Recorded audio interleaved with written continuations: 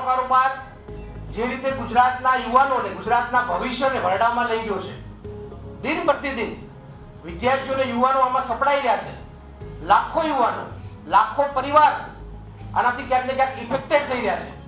ત્યારે NSYએ પોતાની ફરજ સમજીને આવા વિદ્યાર્થીઓને, આવા યુવાનોને આ નશામાંથી છુટકારો અપાવવા માટે અને ખાસ કરી અને ગુજરાતના જે કેમ્પસો છે જે આ બધીમાં ભયંકર રીતે સપડાયેલા છે, આ કેમ્પસોને એ બધીમાંથી દૂર કરવા માટે ડ્રગ્સ મુક્ત કેમ્પસ એ અભિયાનની શરૂઆત કરી છે.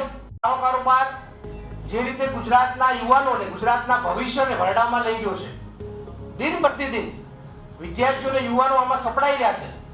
લાખો યુવાનો, લાખો પરિવાર આનાથી ક્યાંક ને ક્યાંક ઇફેક્ટેડ થઈ રહ્યા છે.